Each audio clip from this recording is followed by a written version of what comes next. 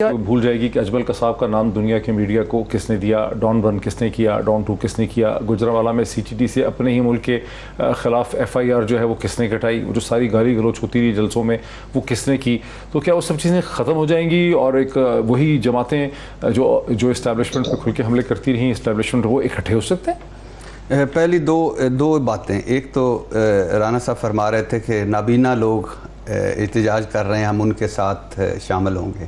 مجھے یاد پڑتا ہے شہباز شریف دور پہ مال روڈ پر نابیناؤں کو پھینٹیاں پڑی تھیں اور لٹا کے مارا تھا الحمدللہ انہوں نے. رانا صاحب اس وقت وزیر قانون تھے. دوسری بات شیخ رشید صاحب سے کہ نون لیگ کے 5 دھڑے بھی ہو جائیں تو حضور گورننس پرفارمنس پہ تو کوئی فرق نہیں نہ پڑے گا، مہنگائی پہ تو کوئی فرق نہیں پڑے گا. اس کو بہتر کریں. وہ دھڑے اگر آپ اس طرف بہتر ہوتے تو ان کے دھڑا ایک بھی ہوتا تو کوئی فائدہ نہیں تھا، یعنی کوئی معنی نہیں رکھتا تھا. تیسری بات جو آپ نے سوال کیا کہ یہ بڑا لمبا ہے جس میں مجھے میں حیران آج سوچ رہا تھا کہ آرمی چیف فوج کے ساتھ کس نے اچھا کیا. زرداری صاحب نے وقت آیا تو اینٹ سے اینٹ بجائی. نواز شریف صاحب نے گجرانوالہ جلسے میں اور اس نام لے کر لندن سے بیٹھ کر نام لے کر اور کیا، اور اس کے بعد 6 جلسوں میں بات ہوئی. مولانا فضل الرحمان صاحب کیا کچھ نہیں کہہ چکے، مریم نواز صاحبہ کیا کچھ نہیں کہہ چکی، اور ہمارے عمران خان صاحب نے ایک آؤٹ آف دا وے کے جا کے انہوں نے بھی ایک جملہ فرما دیا کہ دوران جنگ سپہ سالار کو حضرت عمر رضی اللہ تعالیٰ نے خالد بن ولید کو تبدیل کیا تھا. تو سارے الحمدللہ سب کے سب 1 پیج پہ ہوتے ہیں. جب یہ اپوزیشن میں ہوتے ہیں ان کو ادارے بڑے اچھے لگتے ہیں، اداروں کے لوگ اچھے لگتے ہیں، اقتدار میں آتے ہیں تو تباہی پھیر دیتے ہیں. نہیں بھول سکتی اسٹیبلشمنٹ، اس لیے نہیں بھول سکتی کہ میں نے کئی مسلم لیگیوں سے پوچھا ہے کہ میں نواز شریف، شہباز شریف، مریم اور حمزہ کو برا بھلا کروں، کوسوں، روز ان پہ تنقید کروں اور نیچے کہوں کہ مسلم لیگ بڑی اچھی جماعت ہے، تو کیا مانیں گے؟ کسی کے پاس کوئی جواب نہیں تھا. نمبر 1. نمبر 2 یہ ہے کہ آپ نے ایک مرتبہ نہیں کئی مرتبہ یہ کر چکے اور کئی مرتبہ ہو چکا. لیکن یہ جو آپ کہہ رہے ہیں نا کہ یہ جو ہم کڑی سے کڑی ملاتے ہیں اور کہ فلاں یہ ایونٹ اس وقت بلوچستان کا کیوں ہو گیا، فلاں یہ کیوں ہو گیا، فلاں یہ کیوں ہو گیا، فلاں یہ کیوں ہو گیا. حقیقت ہے، ہماری ہسٹری ہے، ہماری تاریخ ہے، سیاسی تاریخ. کچھ ہم ویسے زیادہ بھی ملاتے تھے. لیکن اگر آپ سوچئے پاکستان تحریک انصاف کی گورننس اچھی ہوتی، پرفارمنس اچھی ہوتی، وعدے یہ پورے کر چکے ہوتے. لیکن ٹی ایل پی نے اب اگر دھرنے کا فیصلہ کر لیا ہے تو اس کا گورننس کے ساتھ کیا تھا؟ میں کہہ رہا ہوں مان لیا کہ انہوں نے دھرنا دیا. اگر ان کے وعدے دعوے نعروں پہ یہ پورا اتر چکے ہوتے، ان کے مہنگائی نہ ہوتی، بے روزگاری نہ ہوتی، کم ہوتی، غربت کم ہوتی، تو یہ ان چیزوں کا کوئی معنی حیثیت رکھتی تھی؟ کیونکہ 3 سال انہوں نے ڈیلیور نہیں کیا.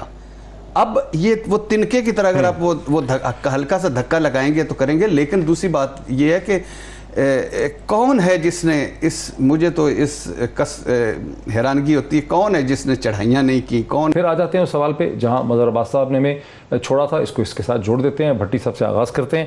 ارشاد بھٹی صاحب، پی ایم ایل کیو الگ ہو جائے، ایم کیو ایم الگ ہو جائے، سدرن پنجاب جنوبی پنجاب کا دھڑا الگ ہو جائے تو عمران خان کی حکومت گر جائے گی.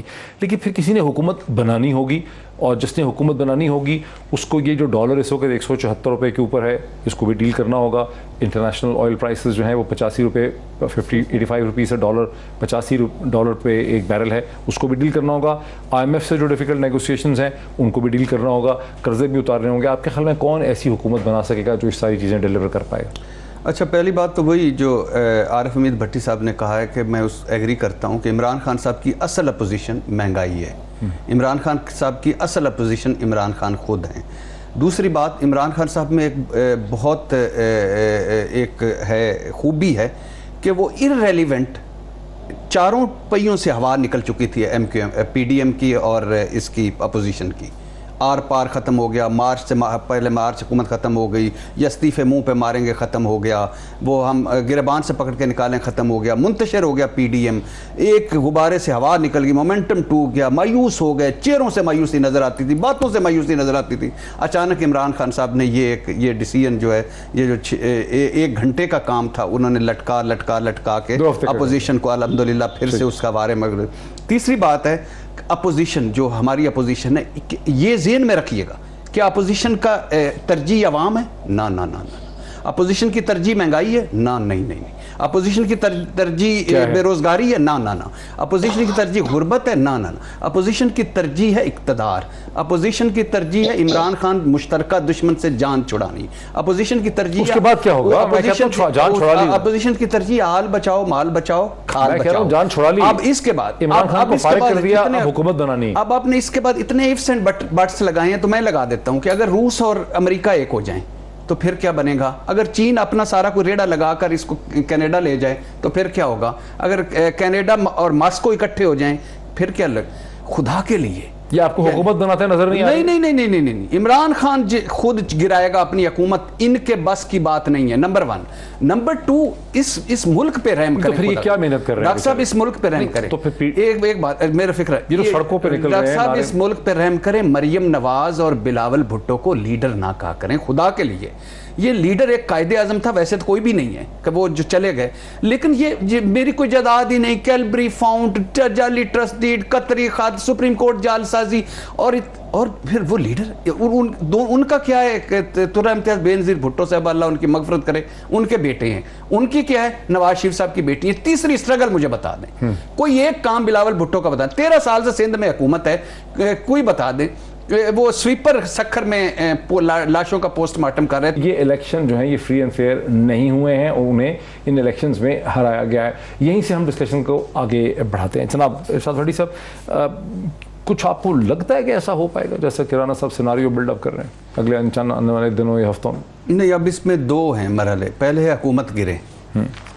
حکومت کس طرح گرے؟ حکومت ایک طریقے عدم اعتماد ہے، ابھی حکومت کی پارٹیاں الگ ہو جائیں، نمبر 1۔ جیسے مظہر صاحب کہتے ہیں۔ نمبر 2، عمران خان اسمبلیاں توڑ دیں۔ دو طریقے ہیں حکومت گرنے کے۔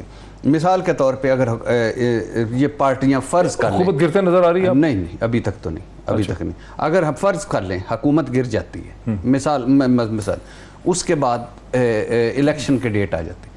اب مجھے بتائیے گا 3.25 سالوں میں پچھلے الیکشن سے اس دن تک ساروں نے مل کر، سیاستدانوں نے، ساری پیپلز پارٹی، مسلم لیگ، نون، مولانا، تحریک انصاف، سب روتے رہے ہیں الیکشن فری نہیں ہو، کسی نے کسی کو، کوئی ایسا فارمولہ بنایا کہ فری الیکشن ہو، کوئی ایسی اصلاحات کی ہے کہ فری فیئر الیکشن ہو، کوئی ایسا میکنزم بنایا ہے، الیکشن کمیشن کو مضبوط کیا ہے، وہ ایک ٹریننگ دی ہے، کوئی مشینیں لائیں ہیں، چلو ای وی ایم نہ صحیح، کوئی اور مشین لائیں، کوئی اور لائیں ہم۔ اور پھر دوسری بات، ہمارے ڈی این اے میں نہیں ہے، ہم اقلیت کو چھوڑ کر بے ایمان اور بد دیانت، جھوٹے اور منافق لوگ ہیں، اقلیت کو چھوڑ کر۔ اکثریت ہمارے لیے فیئر الیکشن وہی ہے جس میں ہم جیتے، اور ہمارے لیے فیئر الیکشن وہی ہے جس میں مخالف ہارے۔ تو اس کا یا تو آپ نے ایک ایسا بنا دیا ہو، ایک ایسا الیکشن کمیشن سیٹ کر دی ہو، ایسے لوگ اوپر لے آئے ہوں کہ اب اس کے بعد جو عمران خان کی حکومت گرتی ہے، الیکشن بڑے شفاف ہوں گے۔ دوسری بات، وہ اسٹیبلشمنٹ کا رانا صاحب کہہ رہے تھے، یعنی ٹھیک اسٹیبلشمنٹ کا نہیں ہونا چاہیے کردار، مگر میں وہ اب رانا صاحب چلے گئے ہیں، میرے بھائی ہیں بڑے، ہمیشہ بڑا پرانا تعلق ہے، ان سے پوچھنا تھا کہ ان کی جماعت کے صدر دنیا میں، میں بار بار کہتا ہوں، دنیا میں کوئی ایسا جمہوریت پسند نہیں، میں نے آج تک نظر سے نہیں ہوا، ایون نیلسن منڈیلا صاحب کو بھی یہ سعادت حاصل نہیں ہوئی کہ انہوں نے کہا کہ الیکشن سے پہلے میں وزیر اعظم بن چکا تھا اور میری کابینہ کے نام بھی فائنل ہو گئے تھے۔ تو وہ شہباز شریف کس کے پاس گئے تھے یہ سب کرنے؟ زبیر صاحب گلاب جامن کھانے کس کے پاس گئے تھے؟ مریم صاحبہ کس سے ملتی رہی تھی؟ نواز شریف صاحب کے کس سے رابطے تھے؟ اور ابھی بیک ڈور مطلب وہ جس قسم کے الیکشن کی بات کر رہے ہیں، پہلی بات یہ کہ آخری 2 جملے، اسٹیبلشمنٹ وہ بری ہے جو ہمیں چہتا لاڈلا نہ سمجھے، اور الیکشن وہ شفاف ہیں جس میں ہم جیتے۔